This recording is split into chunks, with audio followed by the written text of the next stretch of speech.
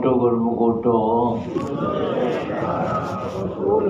श्री गुरु महाराज जी का हुक्म है गुरुमुखोटो। श्री गुरु महाराज जी का हुक्म है गुरुमुखोटो। बोलो जयकारा बोल मेरे श्री गुरु महाराज की जय।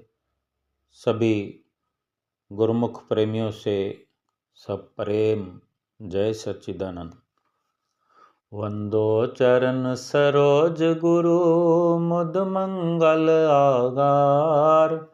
जय सेवत नर होत हैं भव सागर से पार। गुरु जी के सुमिरन मात्र से नाशत विघ्न अनंत। तासे सर्वारंभ में ध्यावत हैं सब संत। भक्ति का एक ही सिद्धांत है, एक ही नियम है। संसार में जो भी गुरुमुख प्रेमी भक्ति की राह पर चलते हैं, चल पड़े हैं, जिसने भी भक्ति का इरादा किया है, परमात्मा को पाने का जिसका ध्येय बना है और सतगुरु की शरण में आ गया है, क्योंकि सतगुरु की शरण में आए बिना भक्ति प्राप्त हो नहीं सकती। और सतगुरु की शरण में आने के बाद अगर भक्ति में जिसने भी तरक्की की है उसने हुक्म को माना है।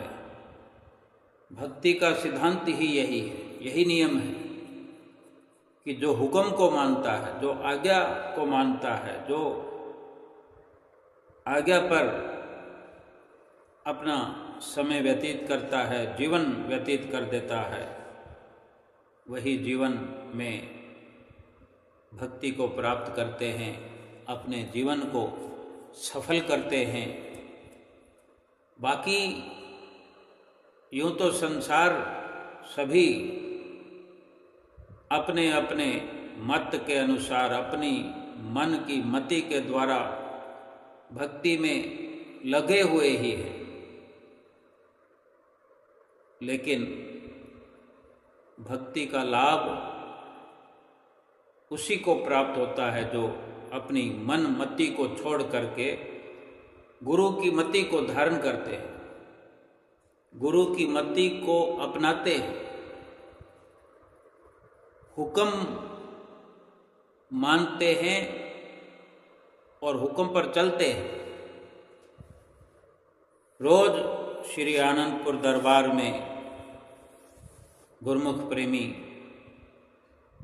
श्री दर्शनों का लाभ प्राप्त करते हैं, सेवा का लाभ प्राप्त करते हैं, सत्संग का लाभ प्राप्त करते हैं, सुबह सुबह अमृत वेले श्री आरती पूजा का लाभ प्राप्त करते हैं। सारा दिन और रोज प्रतिदिन यही पाठ हमारे सतगुरु पढ़ाया करते हैं। भक्ति पर, भक्ति की राह पर चलने का मकसद समझाया करते हैं कि भक्ति की राह पर चलने का असल मकसद क्या है, लाभ क्या है, और हुक्म मान करके जो गुरुमुख प्रेमी ये सभी नियम निभाते हैं। श्री दर्शन हॉल में रोज सत्संग होता है। आदरणीय महात्मा जन श्री हुजूरी में उपस्थित होकर के जो सत्संग वचन महापुरुषों के सुनाते हैं, उन सभी का निचोड़ ही यही है। कल भी सत्संग श्री दर्शन हॉल में, श्री आनंदपुर धाम में ये हो रहा था, जब गुरुमुख प्रेमी श्री दर्शन हाल में सभी हमेशा के लिए एकत्रित हुए। श्री हुजूर गुरु महाराज जी श्री दर्शन हाल में आकर विराजमान हुए। सब गुरुमुख प्रेमी नतमस्तक हुए, दंडवत प्रणाम किया और श्री गुरु महाराज जी ने सुंदर सुंदर अपने मुखारविंद से हुक्मनामा प्रदान किया और सभी गुरुमुख प्रेमी गद गद प्रसन्न होकर उठ खड़े हुए और फिर खड़े हुए भी नतमस्तक हुए और आशीर्वाद प्रदान श्री गुरु महाराज जी ने किया और गुरुमुख प्रेमी श्री हुजूरी में श्री चरण कमलों की छत्र छाया में बैठने का सौभाग्य प्राप्त कर रहे थे। तत्पश्चात महात्मा जनों ने लाइन में लग कर के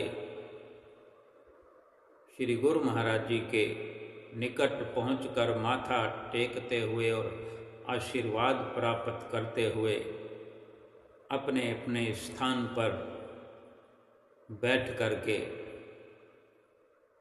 फिर जब आदरणीय महात्मा जी ने सत्संग सुनाया, सत्संग में सार समझाया गया। गुरबाणी के वचनों से शुरुआत हुई सत्संग की। क्या फरमाया कि हुक्मे अंदर सबको, बाहर हुक्म ना कोय, नानक हुक्म जय बुझे, ता हऊ मैं कहे न कोय। भाव यह है कि जो कुछ भी है वो सभी उस प्रभु परमात्मा के हुक्म के अंदर ही है। जो भी सेवक अपने उनके हुक्म के बाहर तो कुछ भी नहीं, कुछ है ही नहीं। उस प्रभु परमात्मा उस सतगुरु के हुक्म के बाहर कुछ नहीं है। जो कुछ भी है उनकी हुक्म हुजूरी में ही सब समाया हुआ है। जो सतगुरु की आज्ञा व मौज के अनुसार चलता है, अपने सतगुरु के हुक्म की पालना करता है, तो फिर उसे कभी अहंकार नहीं आ सकता, ना ही कभी काल और माया उस पर कभी अपना प्रभाव डाल सकते हैं। यानी जो भी सेवक अपने सतगुरु के हुक्म को मान लेता है, अपने सतगुरु अपने इष्ट देव प्रीतम के हुक्म को पहचान लेता है, वही अपने सतगुरु की प्रसन्नता को प्राप्त करता है। इसी प्रकार एक दृष्टांत श्री परमहंस अवतार श्री दूसरे पातशाही गुरु महाराज जी का सुनाया कि बहुत पहले की बात है। श्री दूसरी पातशाही गुरु महाराज जी के समय की बात है कि एक बार श्री दूसरी पातशाही गुरु महाराज जी एक गांव में श्री दूसरी पातशाही गुरु महाराज जी सत्संग की अमृत धारा बहा रहे थे और पावन श्री चरण कमलों में बैठ कर के प्रेमी सेवक गुरुमुख सतगुरु के वचनों का सुंदर सत्संग का लाभ प्राप्त कर रहे थे। रोज नित्य प्रति वहाँ सत्संग हुआ करता था, क्योंकि उस वक़्त में श्री गुरु महाराज जी जिस भी गांव में कृपा फरमाते थे, कुछ दिन वहाँ पर रहते और वहाँ सत्संग का प्रवाह चलता, सत्संग का आयोजन नित्य प्रति हुआ करता था। तो एक दिन उसी गांव का मुखिया वहाँ सत्संग में आया और सत्संग सुनने लगा। सत्संग सुनकर के श्री गुरु महाराज जी के अमृतमयी वचन सुन कर के उस गांव के मुखिया का दिल भर आया, क्योंकि कई बार गुरुमुख प्रेमी रूहें अपने इष्ट देव प्रीतम प्यारे को अपने हाजिर हजूर अपने सन्मुख विराजमान देख करके उनके वचन सुन करके उनके पुरबले ऐसे संस्कार जागृत हो जाते हैं, उनका दिल गद गद हो जाता है। फिर वो कुछ भी अपने पास नहीं रख पाते, जो कुछ भी अपने अंदर विचार आता है वो प्रकट कर देते हैं। तो वो भी गांव का मुखिया सत्संग सुनने से जो प्रभावित हो रहा था बैठे बैठे और विचार कर रहा था कि सत्संग समाप्त हो तो मैं अपने दिल की बात श्री गुरु महाराज जी से कहूँ, अपना विचार श्री गुरु महाराज जी के चरणों में बयान करूं। और जब सत्संग की समाप्ति हुई तो वो अवसर देखकर श्री गुरु महाराज जी के चरणों में उपस्थित होकर के नज़दीक पहुंचकर श्री चरणों में गिरकर माथा टेकते हुए रोने लगा और आंसू बहने लगे। और ये सब देख करके श्री गुरु महाराज जी ने उस प्रेमी से, गांव के मुखिया से पूछा कि क्या हुआ प्रेमी, क्यों रो रहे हो? तब वो हाथ जोड़कर विनती करता है, स्वामी जी मेरी तो पूरी जिंदगी बीत गई है कि इतने बीती हुई जिंदगी में मैं जप करता था, तप करता था, दान पुण्य करता था, नेम धर्म व्रत, इसी को मैं समझता था, समझता रहा कि यही भक्ति है। लेकिन आज सौभाग्य से मैं आपके श्री चरणों में बैठ कर के जो सत्संग सुन रहा था, आपके वचन सुन करके मैं ये जान पाया हूँ, समझ पाया हूँ कि जब तक जीव सतगुरु के चरणों में नहीं आता तब तक उसका कल्याण हो ही नहीं सकता। आज तक जितने भी मैंने कार्यवाही की भक्ति के निमित्त, भक्ति पाने के खातिर जो भी कार्रवाई की, जप किया, तप किया, व्रत किया, दान पुण्य किया, ये सब अपनी मनमति से किया, अपनी मर्जी से किया और समझता रहा कि यही भक्ति है।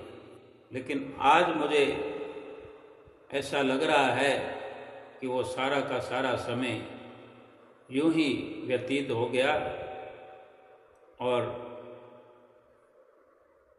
मेरा कल्याण नहीं हो सकेगा। और इसीलिए बार बार वो रो रहा था। उसने ये वर्णन किया कि मेरे रोने का यही कारण है।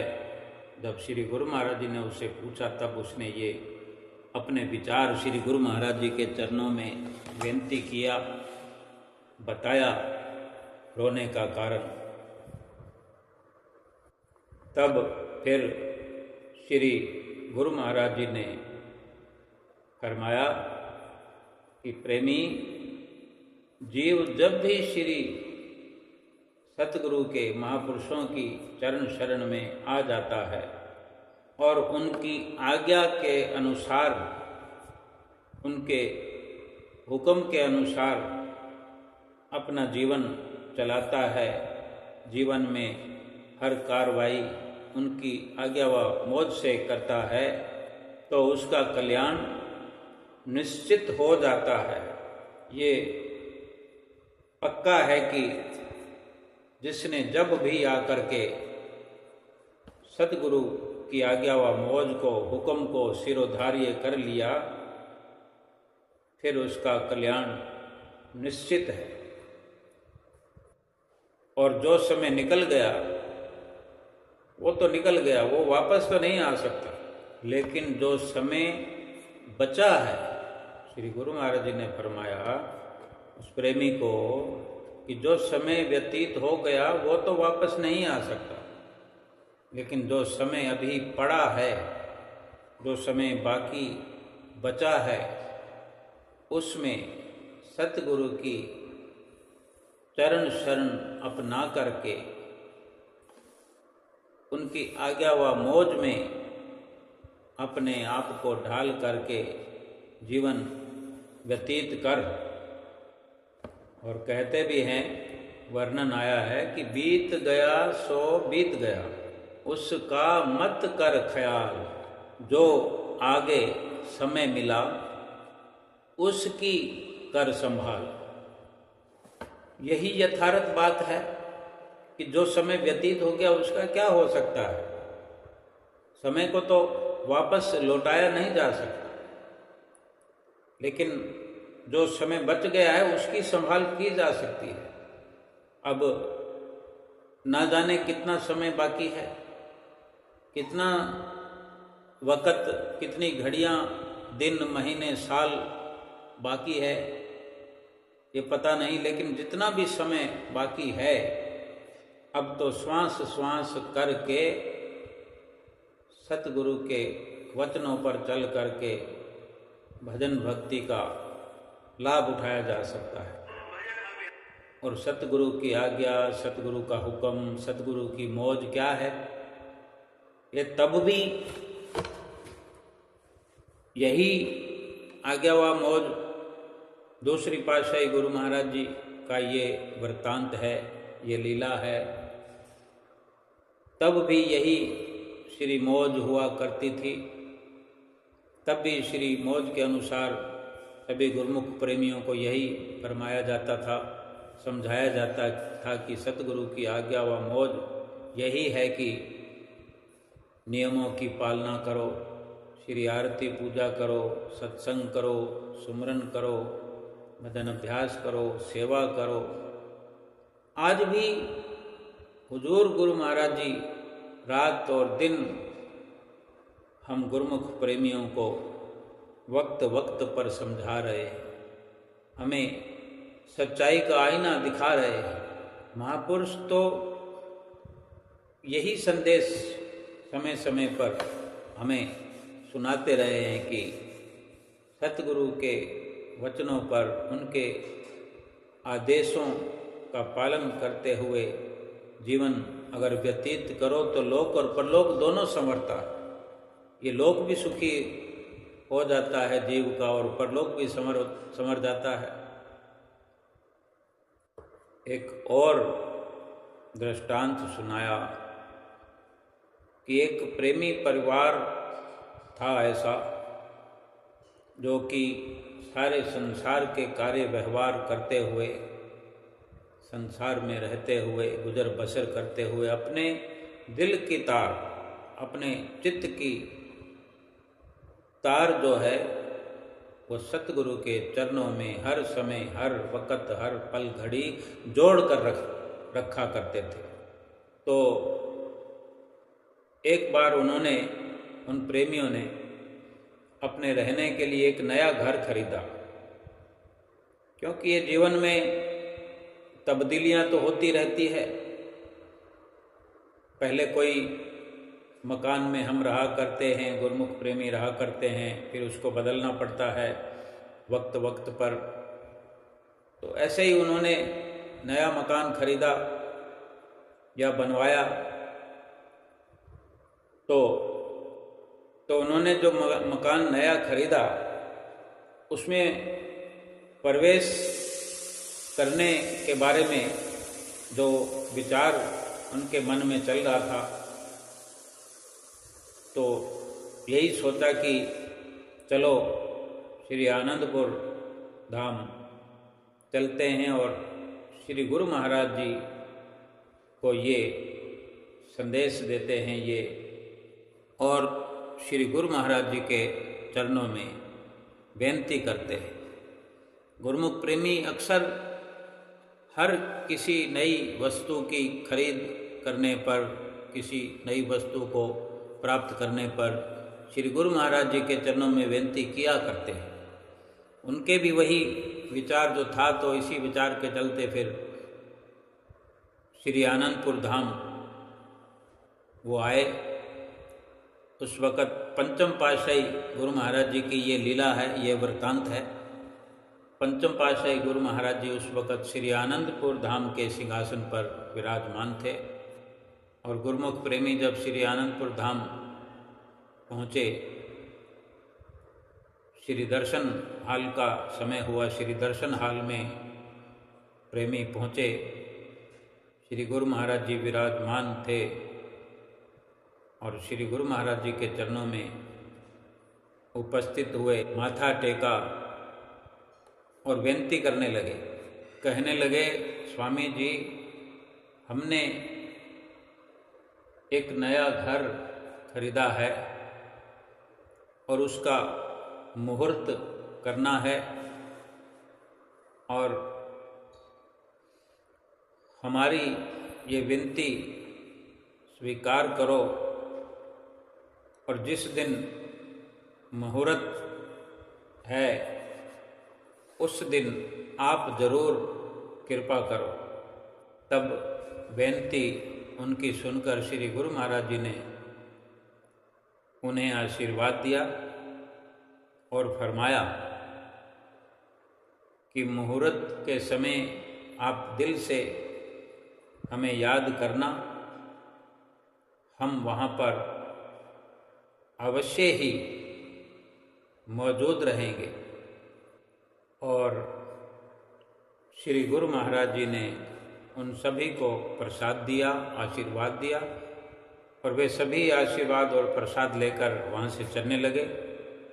तो फिर श्री गुरु महाराज जी उनसे वचन फरमाने लगे, उन्हें रोक करके वचन फरमाए कि जिस दिन मुहूर्त करोगे उसी दिन उस मकान में प्रवेश करोगे, और वहाँ नए मकान में प्रवेश कर लेने के बाद फिर दोबारा वापस मुड़कर उस पुराने मकान में नहीं जाओगे। ये वचन सुनकर वो प्रेमी कुछ सोचने लगे कि श्री गुरु महाराज जी ने ऐसा फरमाया है, और सोच करके उन्होंने ठीक समझा जो श्री गुरु महाराज जी के चरणों में बेनती कर दिया कि स्वामी जी, नए घर में प्रवेश करने के बाद जो वहाँ का सामान है वो उठा करके जो नए मकान में लाएंगे तो कुछ 5-4 दिन तो लग ही जाएंगे, और ऐसा ही होता है। लेकिन यहाँ कुछ मौज श्री गुरु महाराज जी की और ही थी, क्योंकि वे अंतर्यामी हैं, सब जानते हैं। जब उन्होंने ऐसा कहा तब श्री गुरु महाराज जी ने फिर से उन्हें फरमाया कि ऐसी व्यवस्था करो कि वहाँ से सामान जो है किसी भी प्रकार से निकाल लाओ, और वहाँ से निकलने के बाद फिर वापस उस मकान में प्रवेश मत करना। नए मकान में प्रवेश करने के बाद उसी में रहना, उस मकान में मत जाना। और इसी प्रकार वो प्रेमी वचन सुनकर और माथा टेककर वहाँ से चले आए, अपने घर आ गए। मुहूर्त की तैयारियां करनी थी, वो अपने काम में लग गए। और ये विचार तो उनके अंदर चलता रहा कि श्री गुरु महाराज जी ने जो वचन फरमाए जरूर कुछ न कुछ राज है, हमारी भलाई है इसमें। यानी पक्के विश्वासी प्रेमी तो वो थे ही, जो पक्का विश्वास रखने वाले होते हैं, विश्वासी होते हैं, जो सतगुरु से प्यार करने वाले होते हैं, जो सतगुरु के भरोसे, सतगुरु के सहारे ही अपना जीवन व्यतीत कर रहे होते हैं, उन्हें समझने में देर नहीं लगती। तभी तो सतगुरु के चरणों में आकर के हर खुशी को बांटते हैं। हर वस्तु का, चाहे मकान हो, दुकान हो, गाड़ी हो, ब्याह हो, सगाई हो, हर बात का जिक्र सतगुरु के चरणों में आकर करते हैं और उन्हीं से आदेश पाकर के आगे कदम बढ़ाते हैं। तो वो भी जरूर समझने लगे थे, बेशक वो नहीं जानते थे कि ऐसा क्यों फरमाया, लेकिन ये विश्वास था कि जो भी श्री गुरु महाराज जी ने वचन फरमाए हैं, इसी में हमारी भलाई है। और इस प्रकार का उनके अंदर ये ख्याल चलने लगा, क्योंकि सतगुरु के वचनों को बहुत बड़ा करके जो मानते हैं, सतगुरु के हुक्म पर जो चलने के लिए सिर धड़ की बाजी लगाने वाले होते हैं, उनके लिए हर वचन मायने रखता है। तो उनके अंदर ये विचार चलता रहा कि मैं निर्बल अति दीन हूँ, तुम समर्थ बलवान, सब विधि मम रक्षा करो, दीन बंधु भगवान। हम श्री आरती में ये गाते हैं, लेकिन ये श्री आरती में गायन करते वक्त भी हम ये दिल से ये समझ करके बोलते भी जाएं, जिभा से वर्णन करते भी जाएं, अंदर से महसूस भी करते रहें, दिल की गहराइयों से ये शब्द निकलें कि वास्तव में मैं निर्बल हूँ, अति निर्बल हूँ, कमज़ोर से कमज़ोर हूँ, और आप तो समर्थ हैं, शक्तिमान हैं, आप भगवान हैं, हर प्रकार से हमारी रक्षा करो। और वो भी ऐसे विचार उनके आ रहे थे कि अगर कहीं कोई कमी पेशी होने वाली है तो सतगुरु का ध्यान बना रहे।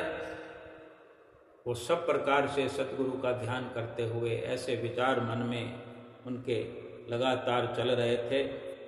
और इसी प्रकार शुभ मुहूर्त का दिन आ गया, सत्संग का आयोजन था। कुछ गणमान्य महात्मा जन वहाँ उपस्थित थे। सत्संग का आयोजन पूरा हुआ और संत महात्माओं ने वहाँ चरण छुआए, सत्संग हुआ,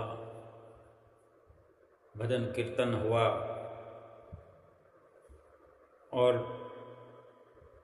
साथ ही उस परिवार ने श्री गुरु महाराज जी के वचनों को याद करते हुए श्री गुरु महाराज जी को याद किया, महसूस किया, उनके वहाँ पर उपस्थित होने का एहसास किया। क्योंकि अपने दिल में सतगुरु के अंग संग होने का एहसास करना ही बहुत बड़ी भक्ति है। बहुत ये अपने साथ एक शक्ति का अनुभव करने जैसा है कि जिसके सिर ऊपर तो सतगुरु सो दुख कैसा पावे, दुख में सुख में सतगुरु का एहसास तो हर पल हर घड़ी बने रहना चाहिए। क्योंकि ये जीव कमज़ोर है, दुर्बल है, निर्बल है, लेकिन सतगुरु का जब जब भी एहसास करता है, सतगुरु का ख्याल बना रहता है, जब सतगुरु को दिल से याद करता है तो उसकी सभी कमजोरियां, सारी दुर्बलता दूर हो जाती है और एक शक्ति का संचार अपने भीतर होता हुआ देखता है। तो उन्होंने सतगुरु को अंग संग महसूस किया। उनका सत्संग कार्यक्रम सफल हुआ। बाद सत्संग की समाप्ति के सारे कार्य व्यवहार को अपना समेट लिया और वहाँ पुराने मकान में तो उन्होंने जाना ही नहीं था।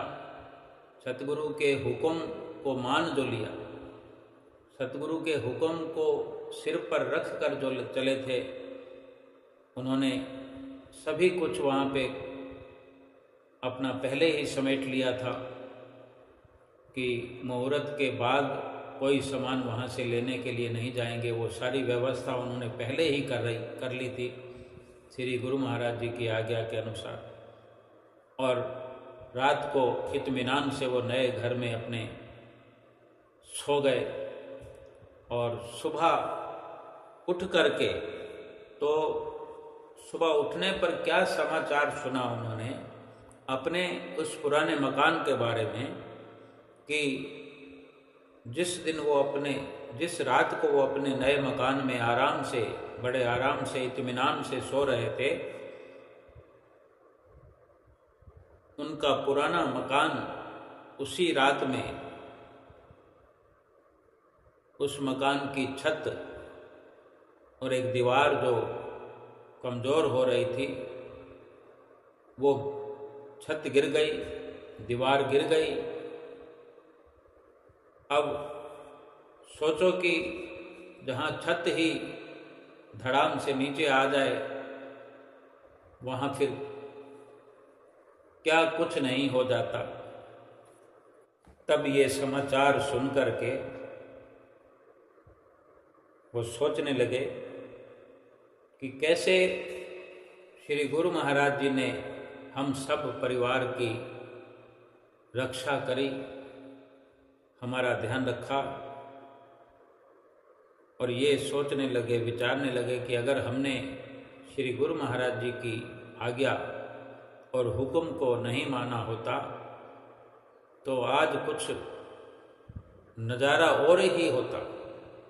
जाने क्या हाल हुआ होता अगर हम पुराने घर में चले गए होते सामान लेने के लिए। क्योंकि जहाँ जो मकान ही गिर जाए, फिर ना वहाँ कोई इंसान बचता है और ना कोई सामान बचता है। ये श्री गुरु महाराज जी की कृपा और आशीर्वाद उन पर तभी बरसती रही कि वो श्री गुरु महाराज जी की आज्ञा व मौज पर उनके हुक्म को मान करके चलने वाले गुरुमुख प्रेमी थे। और वो सतगुरु की आज्ञा और मौज पर ही चलते रहे। और पहले तुरंत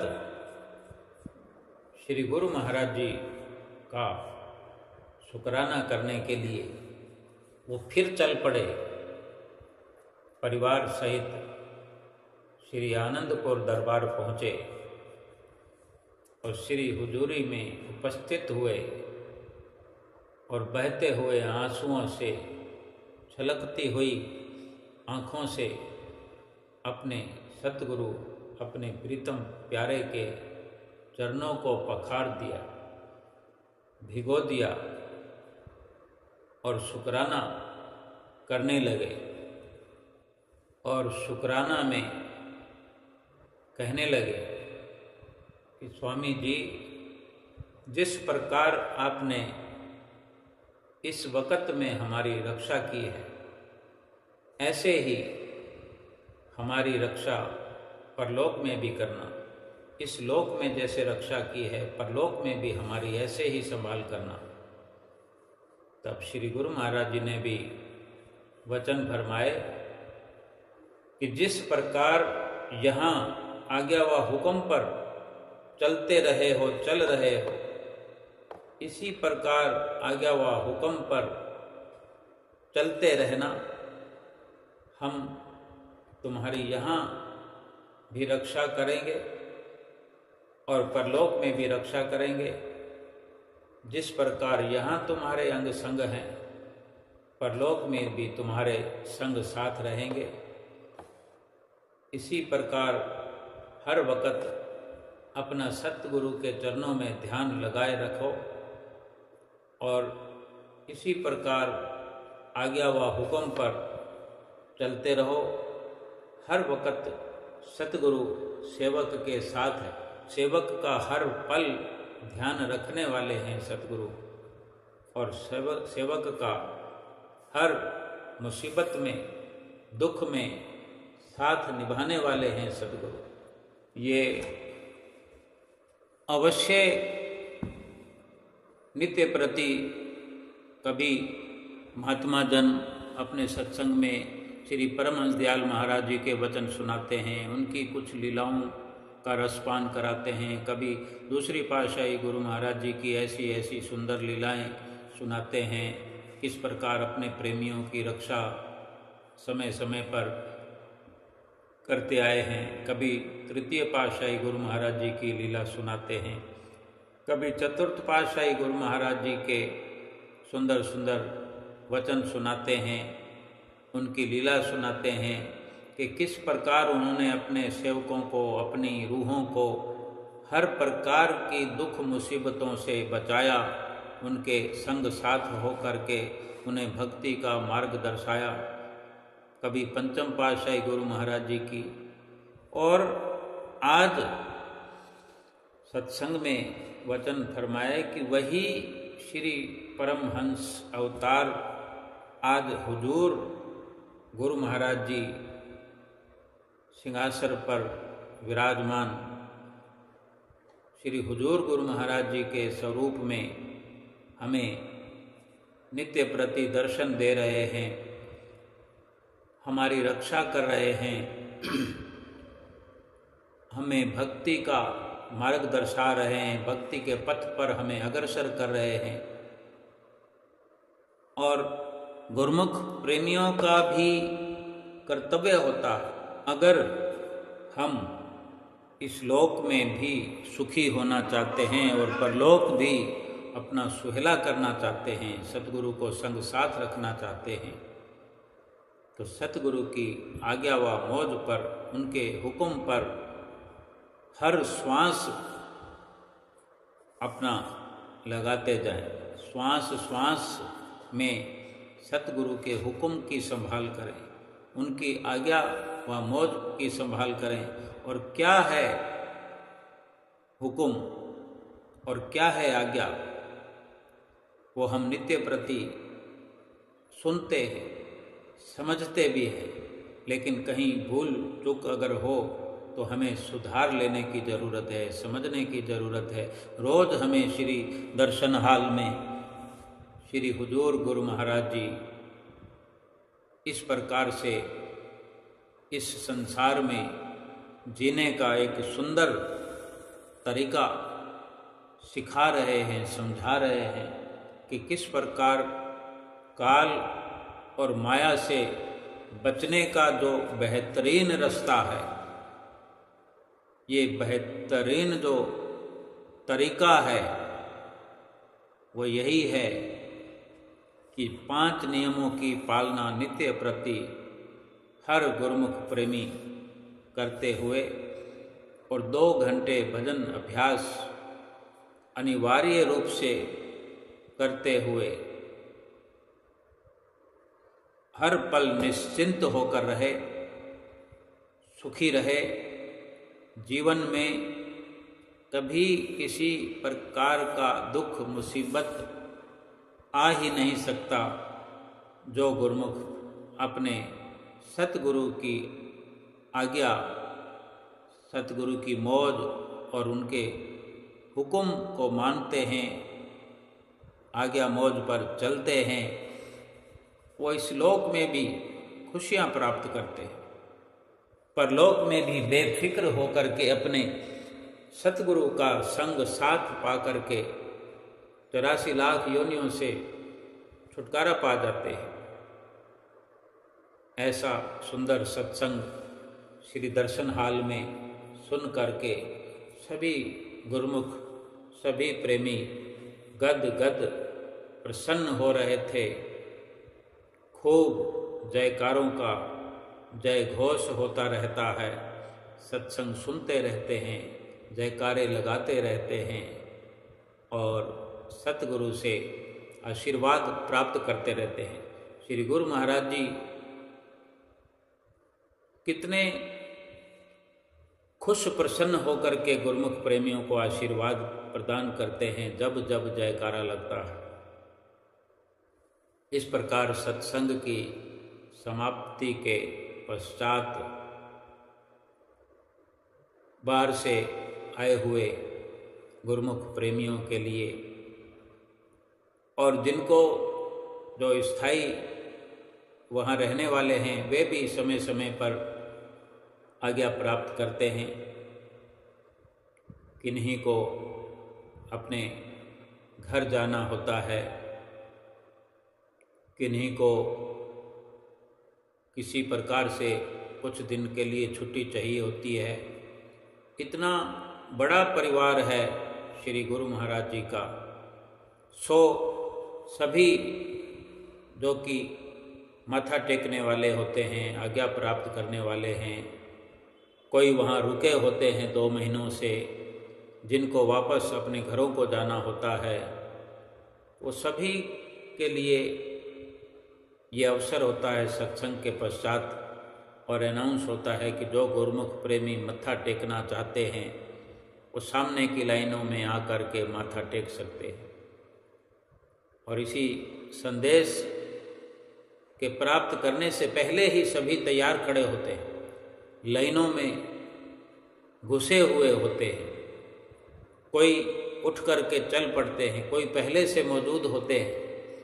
हर कोई इसी कार्रवाई में लगा होता है कि मैं श्री गुरु महाराज जी के नज़दीक जाऊं, मैं अपनी बात करूं, मैं अपनी विनती करूं, सतगुरु से आशीर्वाद प्राप्त करूं, क्योंकि सतगुरु की आज्ञा में सभी कुछ है, सतगुरु के आशीर्वाद में सब कुछ है, सतगुरु की सेवा में ही सभी कुछ है।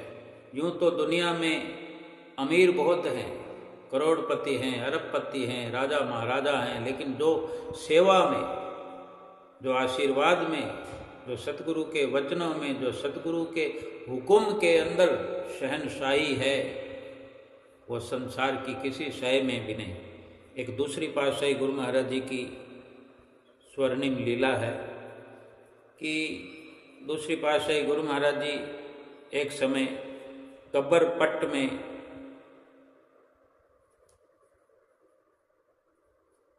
विराजमान थे। वहाँ परम ज्ञानानंद जी महात्मा जी थे। एक रात को सत्संग की समाप्ति के बाद श्री गुरु महाराज जी विश्राम करने लगे तो सतगुरु के पलंग के पास नीचे धरती पर परम ज्ञानानंद जी भी सो गए। स्वामी और सेवक का यही नाता होता है। परम ज्ञानानंद जी ने नीचे धरती पर लेटे हुए एक बड़ा अनोखा सपना देखा कि उनके समय में बहुत पहले युवा जब वो थे कि कहीं पढ़ते थे वो महात्मा जी परम ज्ञानानंद जी, तो उनके किसी मित्र ने इनसे स्वप्न में पूछा, परम ज्ञानानंद जी से, महात्मा जी से पूछा कि मैं तो पढ़ लिख करके इतना बड़ा आदमी बन गया हूँ, तुमने क्या पाया? तो इन्होंने परम ज्ञानानंद महात्मा जी ने उत्तर दिया कि मैं बड़ी सरकार की नौकरी करता हूँ। तब उसने पूछा, भाई बड़ी सरकार की नौकरी करते हो तो तुम्हें तनख्वाह क्या मिलती है? तो ये महात्मा जी वहीं कमरे में जहाँ दूसरी पातशाही गुरु महाराज जी आराम फरमा रहे हैं और इनको सपना आ रहा है महात्मा जी को, तो ये सपने की अवस्था में ही सपने में उसी कमरे में झाड़ू लगाने लगे। अपने उस मित्र के पूछने पर, भाई कि तुम्हें क्या तनख्वाह मिलती है? तो ये झाड़ू लगाने लगे और झाड़ू लगाकर एक कोने में उस धूल को, श्री गुरु महाराज जी के उसी कमरे में, वहाँ धूल को, जो कि सतगुरु के चरणों की धूल है, जहाँ सतगुरु विराजमान होते हैं वो तो चरण धूल होती है, उस चरण धूल को एक कोने में वहाँ इकट्ठा करके बोले, देखो भाई मुझे तो ये तनख्वाह मिलती है। तो वो जो लड़का था उनका दोस्त सहपाठी, वो सपने में उसके पास एक सोटी होती है, एक डंडा होता है, तो उस धूल को वो मजाक में डंडा फेर कर छिन्न भिन्न करने लगता है, बिखेरने लगता है, मजाक उड़ाता है महात्मा जी का कि उस चरण रज को अपनी छोटी से डंडे से उड़ाने लगता है और कहता है तुझे ये तनख्वाह मिलती है, ये कोई तनख्वाह है, तुमने इतनी उम्र ऐसे ही गंवा दी। उसने ये शब्द अभी पूरे किए ही नहीं थे कि तुमने पूरी उम्र गंवा दी। उससे पहले ही वो चरण धूल, चरण रज जो इकट्ठी की थी, जो उसने डंडे से मजाक मजाक में उड़ा दिया, वो उड़ती हुई धूल मोतियों और हीरों में बदल गई, जवाहरातों में बदल गई और खन खन की आवाज़ करती हुई कमरे के फर्श पर बिखर गई वो धूल। और वो लड़का ये अद्भुत चमत्कार देखकर हैरान रह गया। और परम ज्ञानानंद महात्मा जी वो फिर हीरे जवाहरात फर्श से चुनने लगे। उनका विचार था कि श्री गुरु महाराज जी के लिए इनकी माला बनाऊंगा। जो भी ख्याल है पवित्र है। हीरे जवाहरात वहाँ पर इकट्ठा कर रहे हैं तो भी यही सोच रहे मैं अपने गुरु महाराज जी के लिए माला बनाऊंगा। और इतने में ही श्री गुरु महाराज जी ने करवट बदली और कहा, ओ परम ज्ञानानंद नाम था तो इतना ही वो मुंह से प्यार से गुरु महाराज जी कहते थे, ओ परम। और ये झट से उठ खड़े हुए, सपना टूट गया और खुली नींद में खुली आंखों से कहने लगे, जी हजूर, सपना तो अब समाप्त हो गया था।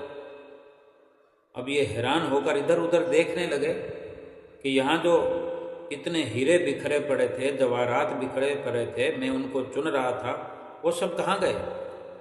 इधर उधर देखने लगे। अब श्री गुरु महाराज जी तो अंतर्यामी थे, इनके स्वप्न की बात भी जानते थे। इनके परम ज्ञानानंद जी के मन की बात को, उनके भाव को जानकर बोले, क्या तुम्हें अब भी कोई शक है कि जो कि हमारे दरबार की निष्काम भाव से सेवा करता है, उसके नतीजे में उससे अनमोल से अनमोल हीरे मोती मिलते हैं? क्या तुम्हें कोई संदेह है? भाव कहने का यह है कि श्री गुरु महाराज जी ने केवल